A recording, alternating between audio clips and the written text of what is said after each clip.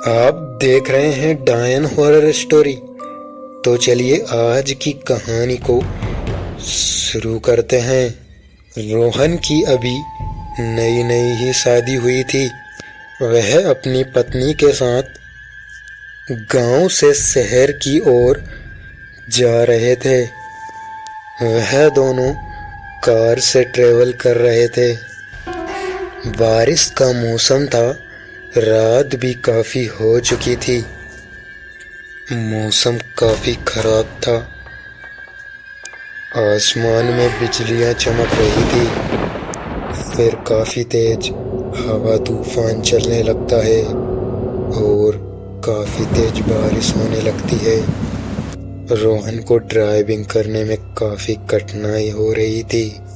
उसने कार को एक जगह पर रोक दिया था, लेकिन तूफान बंद ही नहीं हो रहा था। आसपास पूरा सुनसान एरिया था। फिर रोहन ने देखा कि पास में ही एक घर है। तो रोहन और उसकी पत्नी उस घर की ओर चले जाते हैं। वहाँ मेन गेट पर उन्हें एक वॉचमैन मिलता है। रोहन वॉचमैन से पूछता है कि क्या हम अंदर जा सकते हैं। फिर वॉचमैन ने कहा, हाँ भाई, आओ आओ, जा सकते हो तुम अंदर। इतना कहकर वॉचमैन चुप हो गया। रोहन और उसकी पत्नी अंदर चले गए। इसके बाद वॉचमैन ने बोला, इस घर में जो आता है वो लौट कर नहीं जाता है। उन्होंने जैसे ही गेट खोला तो अंदर पूरी तरह से अंधेरा छाया हुआ था। फिर रोहन ने अपने मोबाइल की टॉर्च ऑन करके लाइट का स्विच ऑन किया तो सारे घर की लाइट जलने लगी। फिर वह दोनों वहाँ डाइनिंग टेबल को साफ करके खाना खाने लगते हैं, क्योंकि वह अपने घर से खाना पैक करके ही लाए थे। खाना खाने के बाद वह लोग सोचते हैं कि अब सोने की व्यवस्था की जाए। वहाँ पर बहुत सारे कमरे थे। फिर वह लोग देखते हैं कि एक कमरे में बेड लगा हुआ है। तो वह उस बेड की अच्छे से साफ सफाई करके उसी पर सो जाते हैं। फिर रात के 11 बजे रोहन की पत्नी पानी पीने के लिए उठती है। तो रोहन की पत्नी को उसी घर में किसी के बातचीत करने की आवाज आने लगती है, मानो कि कोई बातें कर रहा हो। फिर वह अपने रूम से बाहर निकलती है और घर में देखने लगती है कि वह आवाज कहाँ से आ रही है।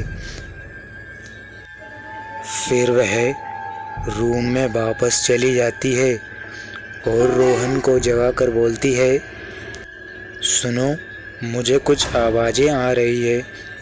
शायद इस घर में हमारे अलावा और कोई भी है।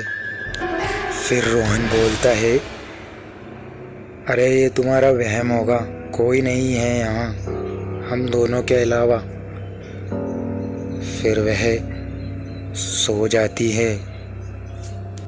करीबन आधे घंटे बाद फिर से किसी के रोने की आवाज आने लगती है, मानो कि कोई लेडीज रो रही हो।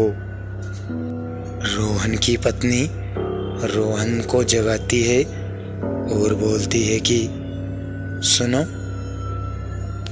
मुझे किसी के रोने की आवाज आ रही है। रोहन बोलता है, अरे कोई नहीं है यहाँ पर, बस एक ही रात की बात है, सुबह हम लोग यहाँ से निकल जाएंगे। फिर वह दोनों सो जाते हैं। करीबन 2 बजे रोहन की नींद खुलती है तो वह देखता है कि उसकी पत्नी बेड पर नहीं है। फिर वह उसे ढूंढने लगता है, पर उसे वह नीचे कहीं नहीं मिलती है। फिर वह सीढ़ियों को चढ़कर ऊपर की ओर चला जाता है और अपनी पत्नी को ढूंढने लगता है, पर वह उसे मिल ही नहीं रही थी। फिर एक कमरे से किसी के चीखने की आवाज आती है। वह आवाज रोहन की पत्नी की थी। वह आवाज किसी रूम से आ रही थी, पर गेट अंदर से बंद था। रोहन जैसे तैसे उस गेट को खोलता है और अंदर देखता है कि उसकी पत्नी अंदर बेहोश पड़ी हुई है।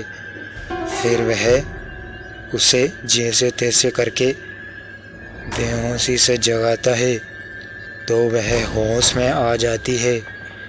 रोहन पूछता है कि तुम यहाँ कैसे आई? उसकी पत्नी बोलती है, मुझे खुद याद नहीं है कि मैं यहाँ कैसे आई हूँ। वह दोनों थोड़े हैरान थे क्योंकि उसकी पत्नी अपने आप ऊपर कैसे चली गई। फिर वह दोनों नीचे आ ही रहे थे कि अचानक उन दोनों के सामने किसी लेडीज का साया आ गया और वह दोनों डर के मारे कांपने लगे। तभी अचानक वह साया गायब हो गया। अब रोहन और उसकी पत्नी पूरी तरह से कांप रहे थे। उस औरत के साए को देखकर उनके होश उड़ गए। करीबन 4 बजे वह उस घर से बाहर निकल गए और अपनी कार के पास मेन रोड के पास चले गए। उन्हें वहीं एक आदमी जाता हुआ दिखा जो कि वहीं आसपास के एरिया का था। रोहन ने उस आदमी से पूछा कि ये घर किसका है? तो उस आदमी ने बोला, ये घर तो बहुत समय से बंद पड़ा हुआ है, यहाँ कोई नहीं रहता है। पहले इस घर में एक औरत रहती थी, पर वह 2-3 सालों से यहाँ नहीं आई, पता नहीं कहाँ चली गई। रोहन बोलता है, पर रात को तो यहाँ एक वॉचमैन भी था। फिर वह आदमी बोलता है कि क्या साहब, यहाँ इतने सुनसान इलाके में वॉचमैन कहाँ से आ सकता है? वह औरत रहती थी तभी एक वॉचमैन रहता था यहाँ पर। तब से यहाँ परिंदा भी पर नहीं मारता है, वॉचमैन तो दूर की बात। ऐसा कहकर वह आदमी चला जाता है। रोहन और उसकी पत्नी भी वहाँ से निकल जाते हैं। अब भी वह पूरी तरह से कांपे जा रहे थे क्योंकि ऐसा हादसा उनके साथ पहली बार हुआ था। दोस्तों, अनजान जगह पर ठहरने का अंजाम तो तुमने देख ही लिया। आज की कहानी में बस इतना ही। मिलते हैं नेक्स्ट कहानी में।